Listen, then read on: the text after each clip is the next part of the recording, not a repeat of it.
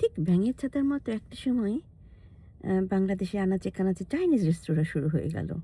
ব্যবসা ভালো, আ অল্প পুঁজিতে বেশি মুনাফা। আর মানুষও দল বেঁধে বিয়ে-শাদী হোক, যা হোক, আর আমার মনে আছে আমি যখন ছোটবেলায় সবাই বলত, "আজকে চাইনিজ খেতে গিয়েছি, আজকে অমুকের বিয়ে হয়েছে অমুক এক পাইং রেস্তোরাঁতে।" তারপরে এসে গেল ব্যাঙের ছাতার মতো গজিয়ে, গজিয়ে উঠল আ পার্লার, বিউটি সেলুন। তো যে জায়গায় পাই সে জায়গায় অমুক সেলুন দিয়ে সেজেছি, অমুক করেছি, তমুক করেছি। এখন আবার গজিয়ে উঠছে ইন্টেরিয়র ডিজাইনার, এরকম অসংখ্য জিনিস। তো ইন্টেরিয়র ডিজাইনার কোম্পানিগুলো আগেও ছিল। কিন্তু এখন কি হয়েছে, আ তাদের অ্যাডভার্টাইজমেন্ট অ্যা তো দিবে, তাদের তো ব্যবসা, এটা বুঝতে হবে। কিন্তু আমরা যেটা করি সাধারণ যারা কষ্টার্জিত, অনেক কষ্ট করে একটা মধ্যবিত্ত পরিবার বা উচ্চ মধ্যবিত্ত পরিবার টাকা জমিয়ে রাখে তারা একটা বাড়ি করবে।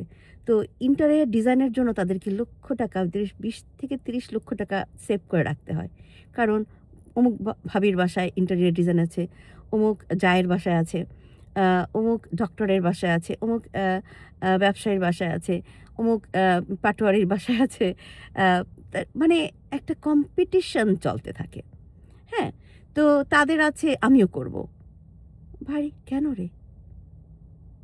ইন্টেরিয়র ডিজাইন অফকোর্স ব্যবসা প্রতিষ্ঠান, একটা অফিস আদালতের সৌন্দর্য বাড়ায়। কারণ তাদের স্পেসটা থাকে খুব ছোট। আ আপনি দেখবেন ডক্টর অফিস, সেখানে বাচ্চাদের জন্য একটা খেলার জায়গা থাকতে হয়। কারণ মা-বাবা যখন তাদের চিকিৎসার জন্য আসে, বাচ্চারা যেন একটা কোয়েট প্লেসে বসে রিডিং করে, অথবা বাচ্চাদের ডাক্তারখানায় বাচ্চাদের খেলনা জায়গা থাকতে হবে। এরকম ছোট্ট একটা স্পেসে তারা কিভাবে সুন্দর করে সাজিয়ে রাখলে মানুষের মনটা প্রফুল্ল হয় সেই চিন্তাটা করে। তখন তাদের ওই ব্যবসাটার জন্য, তাদের ওই প্রতিষ্ঠানটার জন্য তারা একটা আম একটা স্পেশাল একটা কোম্পানি থেকে তারা টাকাটা দিয়ে এটা সৌন্দর্য করে রাখে যাতে তাদের ওই অ্যাট্রাকশন এ মানুষ আসে। একটু ফোয়ারা দিল, একটা যা দিল, হ্যাঁ? তেমনি একটা যাত্রীবাহী লঞ্চ, বাস, স্টেশন বা আপনার কেবিন, হ্যাঁ? এরকম করে না? ওটাকে সাজায়। হোটেল, রেস্টুরেন্টে সাজায়, তাই না? তাদের ওই যেহেতু ছোট স্পেসে আরো সুন্দর করে আপনাকে আকৃষ্ট করা। কিন্তু একটা বাসাবাড়ি কি? সারাদিন সারাক্ষণ থাকার। একটা অফিস আদালতে আপনি সারাক্ষণ থাকেন না। অল্প একটু সময়ের জন্য ওখানে যাচ্ছেন, চলে আসছেন। তারা আকৃষ্ট করতেছে ওই অল্প সময়ের জন্য। আর আপনি বাসাবাড়িতে সারাদিন একই রকম ফার্নিচার, একই জায়গায় টেলিভিশন বছরের পর বছর দেখবেন। একই রকম সিলিং বছরের পর বছর দেখেন। একই জায়গায় আলমারি বছরের পর বছর দেখবেন। এটা কি একটা বিচ্ছিরি জিনিস না আপনি মনে করেন? আপনি আপনি কিছুটা ইন্টেরিয়র ডিজাইন করতে পারেন। একটা আপনার হলওয়ে স্পেস আছে, আপনার একটা ওপেন স্পেস আছে, সেখানে কিছু দিয়ে সৌন্দর্য করার জন্য করতে পারেন। কিন্তু একটা বাসা বাড়ির ভিতরে আগের দিনে তো মানুষ করত না। আপনার দাদি, নানি, আপনি নিজেদের বাড়ি, আপনার বাবার বাড়ি, সেখানে কিন্তু দেখতেন আমরা নিয়মিত ফার্নিচার মুভ করতাম। আমি তো করতাম, আমার মা তো করত। তো মুভ করতে পছন্দ করেন। আজকে এভাবে নয় তো কালকের ওভাবে। আজকে টেলিভিশনটা এখানে নয় তো ওখানে।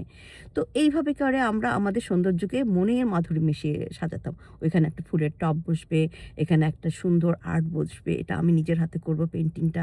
এটার ভিতরে একটা আলাদা মজা আছে। আপনি এখন পেইন্টিং করতেছেন কিন্তু দেয়ালে লাগাতে পারতেছেন না।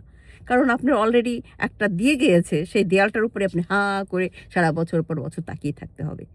আপনি টাকা খরচ করলেন ৩০,০০০, ৪০,০০,০০০, ৩০,০০,০০০ বা ২০,০০,০০০। ওই টাকাটা দিয়ে আপনি আরো একটু বড় স্পেসের স্কোয়ার ফিটের বাড়ি নেন। সেখানে বাচ্চারা খোলামেলা দৌড়াতে পারবে। আপনি নিজেও হাঁটতে পারবেন। হ্যাঁ? ওই টাকাটা দিয়ে আপনি যখন আপনি বাড়ি কিনবেন, ওই টাকাটা ওদেরকে দেওয়ার কথা চিন্তা না করে স্কোয়ার ফিটটা বড় করে কেনেন।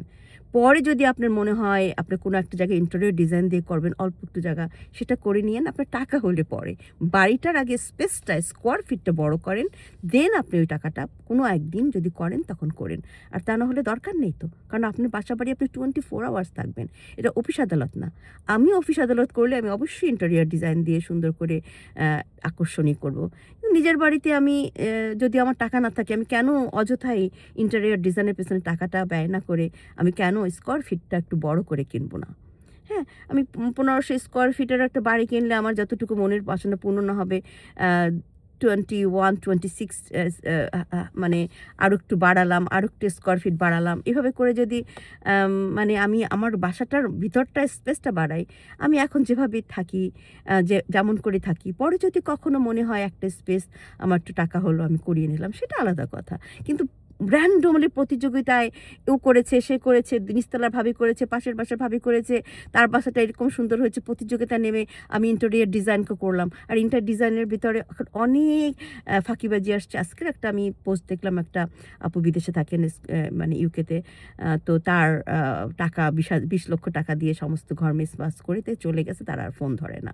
তো আপনারা যদি প্রতারিত না হতে চান, আপনারা যদি আপনার টাকা বেশি থেকে থাকে, প্রতারিত হতে চান আর টাকা বেশি থেকে থাকে, তাহলে আপনার যা খুশি আপনার বাসা নিয়ে করেন। বাসাটা করে একটা কেবিন, একটা লঞ্চের কেবিন বানিয়ে রাখেন, অথবা একটা হসপিটাল বানিয়ে রাখেন, একটা ডক্টরের অফিস বানিয়ে রাখেন, রেস্তোরাঁ বানিয়ে রাখেন, মল বানিয়ে রাখেন। সে আপনার ইচ্ছে।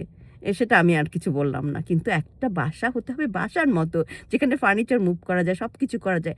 একটা জায়গা, ২ টা জায়গায় একটা অংশ আমরা ইন্টেরিয়র ডিজাইন দেয়া করতে পারি। কিন্তু randomly প্রতিযোগিতায় নেমেছি, এটা খুব একটা ভালো ফল না। কারণ আমরা আমেরিকাতে যারা থাকি, তাদের বাসা বাড়িতে কিন্তু ইন্টেরিয়র ডিজাইন দিয়ে কোনো প্রতিষ্ঠান ঠিক করা হয় না। আমাদের তো না। আমরা এত বাসা চেঞ্জ করি, এত বাসা দেখি ইন্টেরিয়র ডিজাইনার দিয়ে বাসা ঠিক করা হয় না। জাস্ট একটু ডেভেলপার মানে যখন আমরা রিমডেল করি, তখন একটা রিমডেলের কোনো কোম্পানি দিয়ে অথবা নিজে একটা মানুষ হায়ার করে ওই ছবি দেখিয়ে এটা করে দাও, দ্যাটস ইট। আমরা কোনো ইন্টেরিয়র ডিজাইন করি না। এখানে এইটা হবে, ওখানে ওইটা হবে, এই টেলিভিশনটা ফিক্সড হবে, এগুলো কিন্তু আমরা করি না। আমরা টিভি এনে বসিয়ে দেই। আপনারা দেখবেন আমেরিকাতে যত বাসা বাড়ি আছে এভাবেই করে। আর যখন বিল্ড করে বাসা, তখন ওরাই একটা ডিজাইনার দিয়ে ঠিক করে নেয় কেমন কি করবে। কিন্তু সব জায়গায় ক্যাবিনেট এইটা সেটা করে আমরা ভরি না। আমাদের একটা ক্লোজেট থাকে, ২ টা ক্লোজেট থাকে, অথবা ওয়াকিং ক্লোজেট থাকে, ওটার ভিতরে আমরা সবকিছু সাজিয়ে নেই। তো আশা করি আপনারা বাংলাদেশে এই প্রতিযোগিতা থেকে উদ্ধার করে নিজেকে আগের মতো ফিক্সড করবেন যে আমি কোনো ব্যবসা প্রতিষ্ঠান খুলিনি, আমি কোনো আকৃষ্ট করার জন্য একটা রেস্টুরেন্ট খুলিনি, আমি কোনো হসপিটাল খুলিনি, আমি কোনো লঞ্চ বা যাত্রীবহন নিয়ে আকর্ষণ করার জন্য একটা রাত, ২ টো রাত বা একটা সময়ের জন্য আকর্ষণ করার জন্য আমি কতগুলো টাকা নষ্ট করব না। এটা আমার ব্যবসা না, এটা আমার বাড়ি, যেখানে আমি সারাদিন থাকবো, সারাক্ষণ থাকবো। আমি যেন মুভ করতে পারি, আমি যেন সব কিছু সরাতে পারি। কোনো একটা জায়গায় যদি আমার একটু স্পেস থাকে, সেটাকে সুন্দর করে সাজাতে আমি নিজেও পারি। আর যদি কখনো মনে হয় পরে একটা ইন্টেরিয়র ডিজাইন দিয়ে ঠিক করে নিতে পারি। কিন্তু যত্রতত্র না। ঠিক আছে? কোনো প্রতিযোগিতা না। আপনার যদি বেশি টাকা থাকে তাহলে আপনি ইচ্ছে মতো ফোয়ারা-টোয়ারা বসিয়ে নিলেন। কিন্তু টাকার অন্যের সাথে প্রতিযোগিতা করে আপনি ইন্টেরিয়র ডিজাইনের জন্য আপনাকে টাকাটা সেভ করার কোনো মানে নেই। ওটা দিয়ে আপনি বড় একটা স্কয়ার ফিটের বাড়ি কিনে নিয়েন। এটাই আমার বলার ছিল। আসসালামু আলাইকুম।